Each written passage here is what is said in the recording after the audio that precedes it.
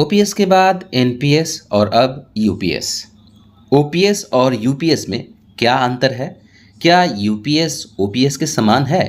इस वीडियो में हम चर्चा करेंगे कि यूपीएस यानी कि यूनिफाइड पेंशन स्कीम, एकीकृत पेंशन योजना, ओपीएस या एनपीएस से किस प्रकार, किस मायने में अलग है। इस योजना में क्या क्या बेनिफिट मिलने वाला है सरकारी कर्मचारियों को जो कि एनपीएस में नहीं मिल पा रहा था। एकीकृत पेंशन योजना में आपका पेंशन का निर्धारण किस प्रकार होगा, इस पर भी हम चर्चा करेंगे। साथ ही साथ हम इस बात का भी जिक्र करेंगे कि क्या यूपीएस ओपीएस से बेहतर है या सरकार एक बार फिर सरकारी कर्मचारियों को बेहतर का झांसा देकर बरगलाने का प्लान कर रही है। वीडियो के अंत में हम इस बात की भी चर्चा करेंगे कि ओपीएस और यूपीएस अगर बराबर ही था तो सरकार यूपीएस क्यों ला रही है। दोस्तों, मैं हूं श्याम और आप देखना शुरू कर चुके हैं श्याम मॉनिटर। शिक्षा, शिक्षक और वेतन भत्ते से जुड़े तमाम जानकारियों को हम अपने चैनल के माध्यम से लाते रहते हैं। चैनल पर नए हैं तो चैनल को सब्सक्राइब कर लें। तो दोस्तों, लगातार भारत के तमाम सरकारी कर्मचारी नेशनल पेंशन स्कीम को हटाने की मांग कर रहे थे और एक देश एक कानून की बात कर रहे थे, क्योंकि हमारे देश में पेंशन के नाम पर दो तरह के कानून चल रहे हैं। दोस्तों, पेंशन के पहले कानून के अंतर्गत भारत में 2004 से पहले बहाल सरकारी कर्मियों एवं भारत के तमाम नेताओं को रखा गया है, जिसके तहत इनको पुरानी पेंशन योजना का लाभ दिया जाता है। इसमें पेंशन की गारंटी होती है। वहीं दूसरे कानून के अंतर्गत 2004 के बाद बहाल सरकारी कर्मचारियों को रखा गया है और इनको नेशनल पेंशन स्कीम का लाभ दिया जाता है। इसमें पेंशन की कोई गारंटी नहीं होती है, कितना पेंशन आपको मिलेगा, कितना नहीं मिलेगा। ये योजना शेयर मार्केट पर आधारित होती है, जिसमें कर्मचारियों को शेयर के प्रॉफिट लॉस के आधार पर पेंशन का निर्धारण किया जाता है। वर्तमान में इस योजना के अंतर्गत जो भी कर्मचारी रिटायर कर रहे हैं उनको 2000-4000 पेंशन के रूप में पैसा मिलता है, जिसके चलते कर्मचारियों में भारी असंतोष की भावना है। भारत के तमाम कर्मचारी लगातार सरकार से पुनः पुरानी पेंशन योजना को लागू करने की मांग कर रहे थे। इसी बात को देखते हुए मोदी सरकार ने अब नेशनल पेंशन स्कीम की जगह सरकारी कर्मचारियों के लिए यूनिफाइड पेंशन स्कीम यानी कि यूपीएस, एकीकृत पेंशन योजना लॉन्च किया है। अब बड़ा सवाल ये है कि सरकार ने न ओपीएस न एनपीएस, यूपीएस योजना लागू करने का फैसला क्यों लिया है। दोस्तों, आइए अब हम डिटेल्स में चर्चा करते हैं कि unified pension scheme old pension scheme या नेशनल पेंशन स्कीम से कैसे अलग है। इसमें क्या क्या बेनिफिट है जो नेशनल पेंशन स्कीम में नहीं थे, या ये ओपीएस से अलग कैसे है।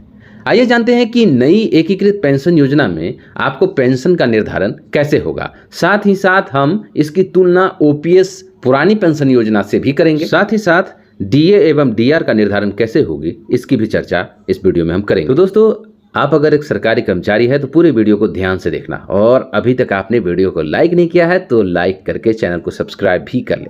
हम आगे भी इस तमाम विषय पर वीडियो लाते रहेंगे।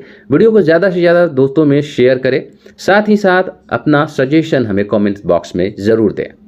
तो दोस्तों, जैसा कि आप देख सकते हैं, ये यूनिफाइड पेंशन स्कीम यानी कि एकीकृत पेंशन योजना का स्ट्रक्चर है जो कि डिपार्टमेंट ऑफ एक्सपेंडिचर के द्वारा जारी किया गया है, जिसमें पेंशन निर्धारण के 5 स्लैब दिया गया है। इन 5 स्लैब को आपको ध्यान से समझना है, इसके बाद आपके सारे डाउट्स क्लियर हो जाएंगे। बस आपको ध्यान से इस वीडियो में बने रहना है। यूपीएस से संबंधित सारे डाउट्स अगर आप इस वीडियो को ध्यान से देखते हैं तो खत्म हो जाएंगे। इसके बाद आपको कोई अन्य वीडियो देखने की आवश्यकता नहीं। दोस्तों, पेंशन निर्धारण के पहले नियम में यह कहा गया है कि जो सरकारी कर्मचारी लगातार 25 साल तक या अधिक समय तक सेवा देंगे उन्हें एश्योर्ड 50% पेंशन मिलेगा।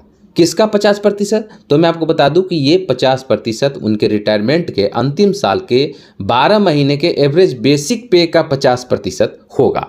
उदाहरण के तौर पर अगर रिटायरमेंट के अंतिम साल के 12 महीने के बेसिक सैलरी का एवरेज मान लीजिए 40,000 रुपये होता है तो आपको 20,000 रुपये पेंशन के रूप में मिलेंगे। साथ ही इस पर डीआर भी मिलेगा, जिसकी चर्चा हम बाद में करेंगे। पेंशन निर्धारण के दूसरे नियम में एश्योर्ड फैमिली पेंशन की बात की गई है।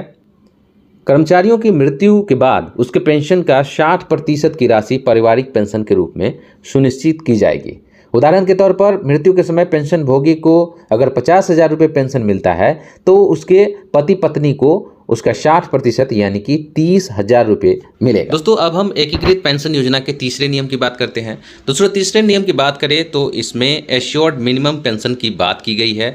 जो कर्मचारी 10 साल या 10 साल से कम नौकरी करते हैं उनको एश्योर्ड 10,000 रुपये की मिनिमम पेंशन दी जाएगी। इसके अलावा डीए और डीआर भी दिया जाएगा। दोस्तों अब आपके मन में एक और प्रश्न आते होंगे कि जो कर्मचारी 10 साल से अधिक और 25 साल से कम नौकरी करेंगे उनका पेंशन का निर्धारण कैसे होगा। तो मैं आपको बता दूं कि उनके पेंशन का निर्धारण प्रोपोर्शनेट रेशियो से किया जाएगा। आइए जानते हैं प्रोपोर्शनेट रेशियो का निर्धारण कैसे किया जाता है। इसको एकीकृत नियम से समझते हैं। 25 साल में आपको पेंशन मिलता है 50%, तो एक साल में 50/25 यानी कि 2%।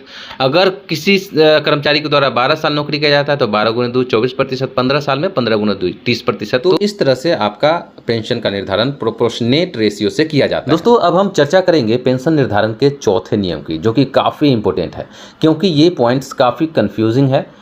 अलग अलग विभागों में कार्यरत सरकारी कर्मचारी इस पॉइंट्स को लेकर कंफ्यूज है कि हमको कितना पेंशन बनेगा, क्या हमको अन्य विभाग से कम पेंशन मिलेगा, मेरे पेंशन का निर्धारण कैसे होगा। तो चौथे पेंशन निर्धारण नियम की बात करें तो इसमें मुद्रास्फीति सूचकांक की बात की गई है। तो दोस्तों मैं आपको बता दूं कि इस नियम में कहा गया है चाहे आपका एश्योर्ड पेंशन हो, चाहे फैमिली एश्योर्ड पेंशन हो, चाहे मिनिमम एश्योर्ड पेंशन हो, तीनों तरह के पेंशन में जो महंगाई भत्ता दिया जाएगा वो समान दिया जाएगा, जो कि उस समय के कंज्यूमर प्राइस इंडेक्स के आधार पर निर्धारित किया जाता है। All India consumer price index के आधार पर वही दिया जाएगा, यानी कि जो कार्यरत कर्मचारी को महंगाई भत्ता दिया जाता है हूबहू वही पेंशन भोगी के पेंशन पर भी मिलेगा। उदाहरण के तौर पर मैं आपको बता दूं कि अभी कर्मचारियों को महंगाई भत्ता 50% मिलता है और यही 50% महंगाई भत्ता पेंशन जो पुराने पेंशन भोगी है उनको भी मिलता है। तो हूबहू इसी को डीए न करके डियरनेस रिलीफ बोला जाता है, दोनों बराबर ही है। दोस्तों अब आइए हम जानते हैं एकीकृत पेंशन योजना के पेंशन निर्धारण के 5वें नियम की। दोस्तों 5वें नियम जानने से पहले इसमें 2 अंग्रेजी के टर्म यूज किए गए हैं शब्द, एक है इमेलुमेंट और दूसरा है सुपेरानुएशन। इमेलुमेंट का मतलब होता है तनख्वाह या वेतन और सुपेरानुएशन का मतलब होता है सेवानिवृत्ति। दोस्तों इसमें कहा गया है कि पेंशन भोगी के सेवानिवृत्ति पर ग्रेच्युटी के अलावा एक मुश्त अलग से भुगतान की बात की गई। इसमें कहा गया है कि जिस दिन पे सेवानिवृत्त होगा पेंशन भोगी उस दिन उसे मिलने वाले तनख्वाह वेतन का 1/10वां हिस्सा उसके पूरे सेवा काल के हर एक 6 महीने के में ऐड ऑन करके उनको मिलेगा। इसको हम उदाहरण से समझते हैं। मान लीजिए किसी कर्मचारी का वेतन 50,000 है अंतिम, तो उसका 10% हम निकालते हैं तो 5,000 होता है। और मान लीजिए कि वह कर्मचारी 30 साल तक नौकरी किया तो 6 महीनों की संख्या हो गया 60। 30 साल में हर 6 महीना 2 बार आएगा तो 60 महीना, अगर 60 महीने को 5,000 से गुना करते हैं तो 3 लाख रुपए उनको अतिरिक्त उनके रिटायरमेंट पर दिया जाएगा। दोस्तों अगर वीडियो को आपने यहाँ तक देख लिया है तो एक लाइक ज़रूर करेंगे। और साथ ही एक बड़ा सा सवाल कि अगर पुरानी पेंशन योजना और एकीकृत पेंशन योजना अगर समान है तो सरकार ये एकीकृत योजना क्यों लागू कर रही है, क्यों नहीं पुरानी पेंशन योजना लागू की। आप हमें अपना विचार कमेंट्स में ज़रूर लिखेंगे। मिलते हैं अगले वीडियो में, तब तक के लिए वंदे मातरम।